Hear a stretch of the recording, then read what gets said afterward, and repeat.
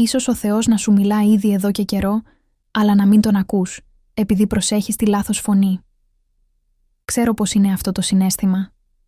Θέλεις τόσο πολύ μια ξεκάθαρη απάντηση, ένα δυνατό σημάδι, έναν λόγο που θα αλλάξει τα πάντα, και αντί γι' αυτό μοιάζει σαν να επικρατεί σιωπή. Όμως όσο περισσότερο περπατώ με τον Ιησού, τόσο περισσότερο καταλαβαίνω κάτι. Ο Θεός μιλά πολύ πιο συχνά από όσο νομίζουμε. Το πρόβλημα δεν είναι ότι εκείνος σιωπά, αλλά ότι πολλές φορές είμαστε τόσο περικυκλωμένοι από άλλους θορύβους, που δεν μπορούμε να ακούσουμε τη φωνή του.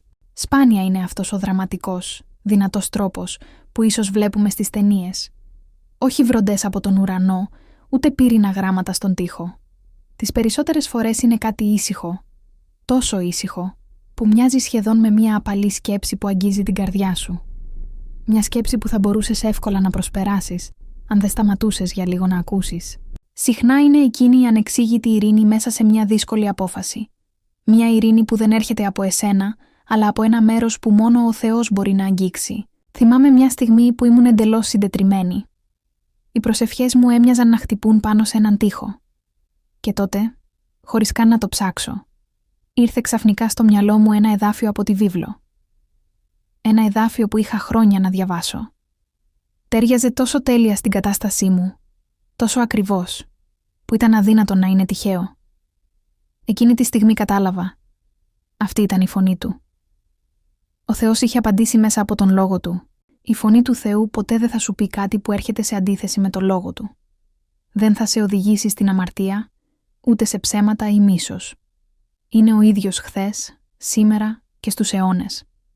Γι' αυτό είναι τόσο σημαντικό να γνωρίζεις το λόγο του. Όχι από υποχρέωση, αλλά για να ξέρεις πώς σκέφτεται, πώς ενεργεί και ποια αλήθεια το χαρακτηρίζει. Όσο καλύτερα γνωρίζεις το λόγο του, τόσο πιο εύκολα θα αναγνωρίζεις αν κάτι προέρχεται πραγματικά από εκείνον.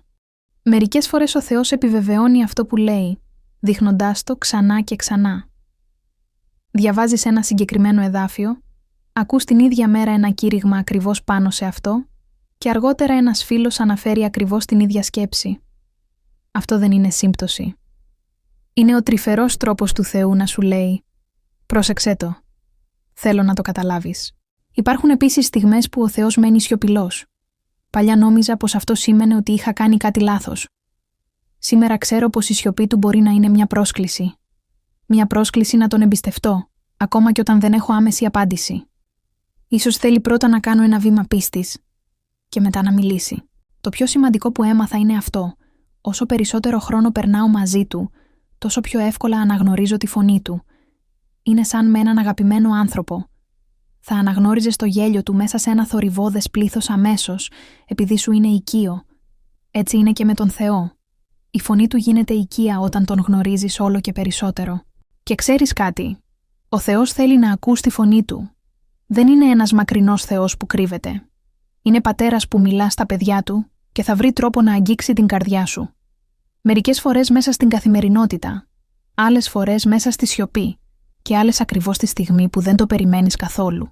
Το μόνο που χρειάζεται να κάνεις είναι να ακούσεις και να μάθεις να τον εμπιστεύεσαι. Αν αυτό το βίντεο άγγιξε την καρδιά σου, γράψε μου στα σχόλια τι σημαίνει για σένα η ακολουθία του Ιησού ή σε ποιο σημείο του ταξιδιού σου μαζί του βρίσκεσαι αυτή τη στιγμή. Ένα like βοηθά, ώστε περισσότεροι άνθρωποι να ακούσουν αυτό το μήνυμα. Και αν δεν θέλεις να χάσεις τα επόμενα βίντεο, κάνε εγγραφή στο κανάλι. Σε ευχαριστώ που ήσουν σήμερα εδώ και να θυμάσαι, ο Ιησούς περπατά μαζί σου, βήμα-βήμα.